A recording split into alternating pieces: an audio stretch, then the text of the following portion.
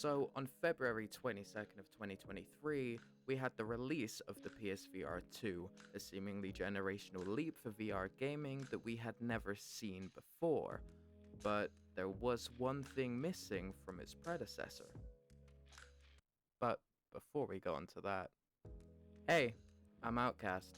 Some of you may know me from a few videos from my friend Jammy, whose channel I'll link below for pure kindness, where we play Pavlov TTT, SND, and a few other game modes and games. Some of you, though very unlikely, may also be returning subscribers. If you are, then thank you for being so supportive for my dead channel.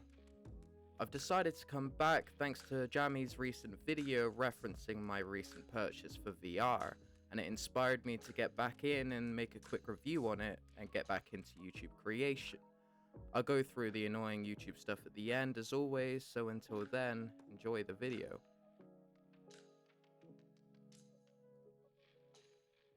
So, the PSVR 2 with all its bells and whistles, both headset and controller haptic feedback, adaptive triggers, 4K resolution and eye tracking to name a few, its predecessor, the PSVR 1, had a key accessory that this generation lacks.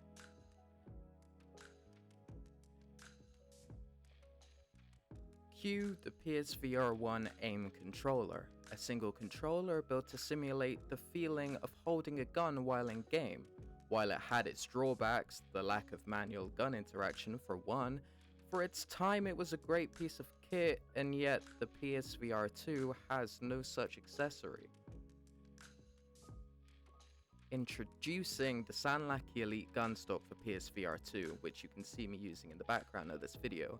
It's a 3D printed magnetic gunstock that adds the feel and support you may feel like you're lacking when it comes to VR FPS. The magnetic controller mounts attached to the metal poles screwed into the body of the stock act as removable points of contact for your in-game weapon. This means you can reload and switch in-game weapon with reasonable ease.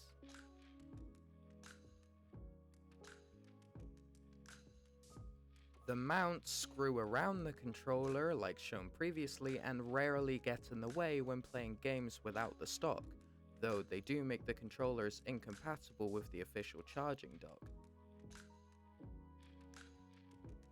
The front controller mount, in my case the left hand, has a dual magnetic system. This allows for the real-life feel of an angle grip and even a vertical grip for that added extra layer of immersion. The stock itself has 4 points of contact, the 2 controllers, the stock itself going into your shoulder, and a cheek rest, giving you that extra stability for long-range combat and also the quick reaction time for CQB situations.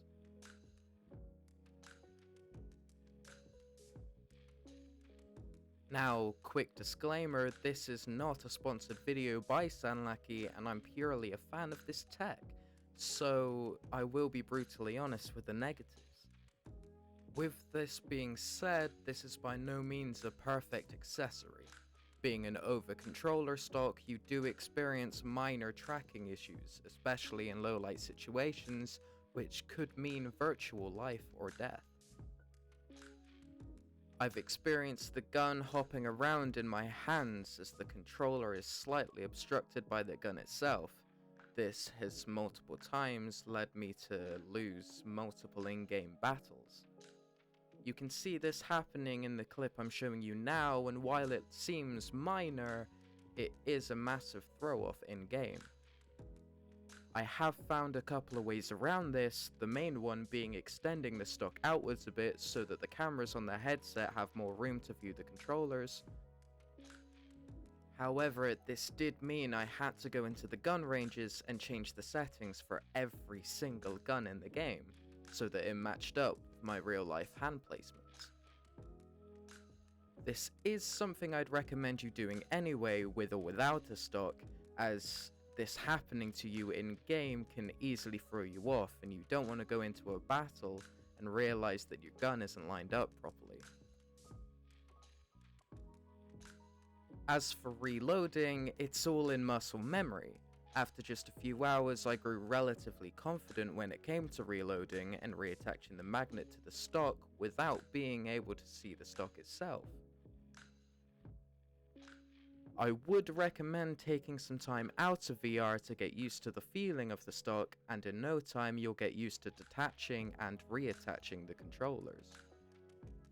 Now, I'm by no means perfect at using this, as you can see with my many deaths in the background here, but it is important to say that this stock is not an aimbot machine, and you do have to put in work to get used to it.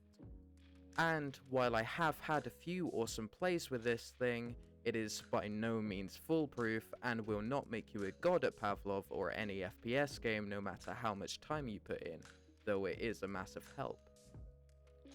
Overall, this Gunstock is incredibly fun to use and definitely helps with aim and immersion, but now for the heavy hitter, the price. I got this Gunstock for around £120, which is around 150 USD. While this seems extreme, it is a handcrafted Gunstock with fully 3D printed parts, so it does take time and money to build these things. And while there are cheaper options around, I would still 100% recommend giving this one a look, seeing as the cheaper ones may turn out, well, cheap. Although I've only had this Gunstock for around a week, I would still 100% agree you should give this thing a look, as long as you're willing to put the time in to practice it. I'll link the official site down below, as well as the more UK and EU friendly site that I purchased the stock off of too.